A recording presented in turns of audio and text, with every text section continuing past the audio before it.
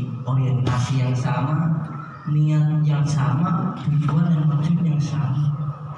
Semuanya tidak ada lain melainkan mengharapkan ridho dari Allah Subhanahu wa taala.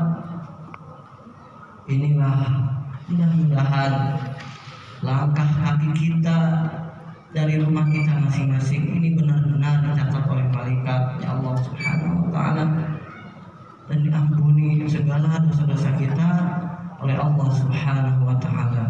Amin, Allahumma amin. Hadirin jamaah sidang salat tarawih yang dirahmati Allah Subhanahu wa taala. Di dalam kitab Durratun Nasihin karya Syekh Al-Imam Utsman bin Hasan Ahmad Asy-Syakir Al-Khubawi, mana beliau mengatakan wa fil lailati tsamin asyar nada malak anna Allah radiya 'anka 'an walidayka. Bahwasanya Syekh Utsman Al-Khubawi dalam kitab Durratun Nasihin mengatakan fadhail ay fadilah, keutamaan tarawih malam ke-18 adalah annallaha nada malak, sungguhnya Allah Subhanahu wa taala memerintahkan kepada malaikat untuk menyerukan kepada hamba-hambanya yang beriman, Allaha radiya 'anka, sungguhnya Allah Subhanahu wa taala telah meridhai kalian, an walidayka, dan begitu juga kedua orang tua kalian. Di dalam keterangan ini, masya Allah, fadilah tarawih yang malam ke-18 ini disebutkan bahwasanya Allah Subhanahu wa taala telah meridhai kita. Karena tentunya mungkin ini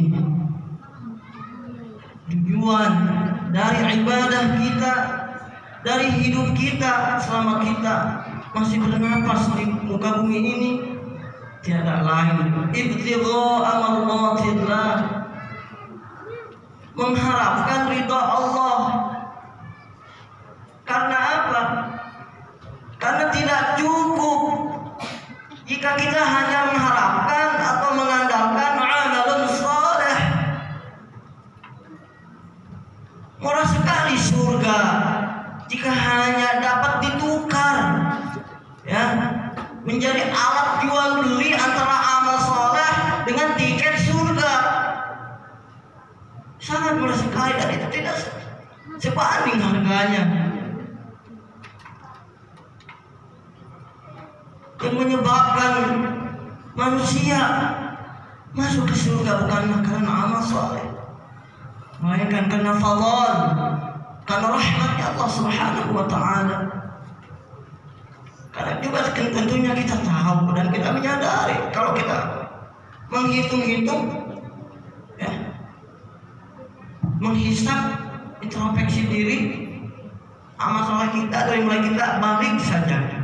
Dan mulai balik di mana Allah Subhanahu wa taala memerintahkan kita untuk mulai beribadah, berkewajiban, bersyariat. Sampai sekarang kita hidup. Coba berhitung. Coba introspeksi. Kira-kira amal ibadah mana yang memang yang paling besar yang kita korbankan untuk Allah? Mungkin tidak ada. Ibadah kita hanya biasa saja. Tentunya kalau kita meminta surga yang VIP, very important person, ya, yang high class, ini, masya Allah, ya. Ini tentunya sangat tidak bisa sekali kalau hanya dibandingkan dijual dengan amal soleh kita. Makanya para ulama selalu mengingatkan kepada kita, ingat setiap amal ibadah haruslah senantiasa dilandasi niat kita mengharapkan ridho Allah. Karena apapun yang terjadi di akhirat, kalau Allah sudah ridho, kita mau dimasukkan ke neraka bisa jadi terjadi api neraka itu yang seyogianya panas tidak akan panas. Ini terjadi mukjizat kepada Sayyidina Ibrahim. Qul ya naru kuni bardan wa salaman ala Ibrahim. Karena Allah ridho. Makanya inilah keridhaan ya, yang harus kita minta kepada Allah Subhanahu wa taala. Ya. Tentunya ya, mulai saat ini landaskan, niatkan di dalam hati kita ya, bahwasanya amal ibadah kita tidak ada lain melainkan selalu berharap ibtigha'u mardatillah, mengharapkan ridha Allah. Tidak ada niat pengen masuk surga. Ya kalau ditanya secara apa namanya spontan, kalau antum mau masuk surga ya mau semua manusia juga ya gitu. Tapi tidak semata-mata ingin mengharapkan pahala atau masuk surga, hanya ibtigha'u mardatillah, mengharapkan ridha Allah Subhanahu wa taala. Karena itulah salah satu apa namanya harapan kita ya, hidup kita di dunia dan hidup kita di dunia ini. Hadirin jamaah sidang salat tarawih yang dirahmati Allah Subhanahu wa taala. Kurang lebih puasa kita tidak terasa sudah memasuki 17 hari atau melewati 17 hari. Kita berdoa kepada Allah Subhanahu wa taala. Mudah-mudahan amal ibadah kita selama 18 hari ya diterima oleh Allah Subhanahu wa taala. Kemudian amal-amal soleh lain baik itu sedekah ataupun tilawah, tadarus, kita berharap mudah-mudahan diterima amal ibadah kita oleh Allah Subhanahu wa taala. Amin. Hadirin jamaah yang salat tarawih yang dirahmati Allah Subhanahu wa taala. Ada beberapa pelajaran penting, ada beberapa hikmah dalam berpuasa. Salah satunya adalah saya selalu mengingat hadis dari guru saya ya. Hadis dari ustadz saya atau kiai saya. Beliau kalau tauji, kalau menyampaikan mau'izah hasanah itu selalu menyampaikan sebuah hadis dari Rasulullah SAW yang berbunyi as-sabir wasyakir fil jannah. Orang yang sabar dan orang yang bersyukur itu selalu masuk surga ya. Bukan berarti nama kita harus dirubah, nama jadi sabir dan syakir masuk surga, bukan. Tapi orang yang bersabar dan orang yang bersyukur itu kedua-duanya akan masuk surga. As-sabir wasyakir fil jannah. Apa korelasinya dengan pelajaran atau hikmah berpuasa kita? Yang pertama, apa sih sebenarnya tujuan Allah Subhanahu wa taala kita puasa? Menahan dahaga, menahan lapar selama 30 hari. Ya. Tidak ada kata lain. Itu adalah merupakan sebuah proses pendidikan, sebuah proses pembelajaran bagi kita. Mana tahu ya, kan yang namanya nasib seseorang itu tidak tahu ya. Wallahu a'lam. Kita sekarang mungkin kalau secara sosial ya, status atau level sosial mungkin di atas atau mid atau pertengahan ya, tidak tahu ke depannya akan seperti apa. Bisa jadi Allah menjatuhkan kita ya, derajat sosial kita di bawah rendah. Untuk mencari makan, beli beras aja susah. Bahkan fakir miskin yang di luar sana ya, banyak yang tidak makan. Nah, ini adalah sebuah pembelajaran, proses pembelajaran puasa di mana kita harus bersabar.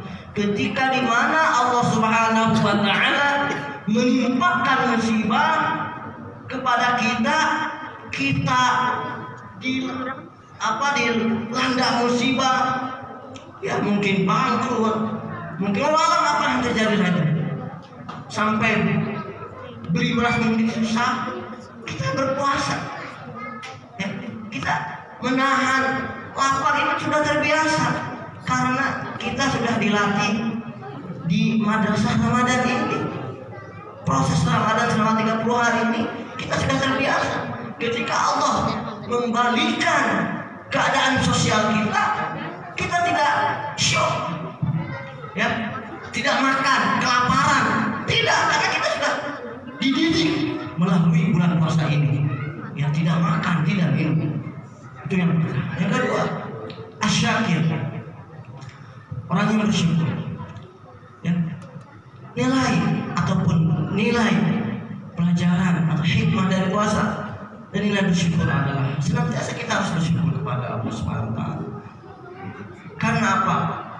Ya, kita kan sekarang merasakan kehausan kalau puasa, merasakan lapar.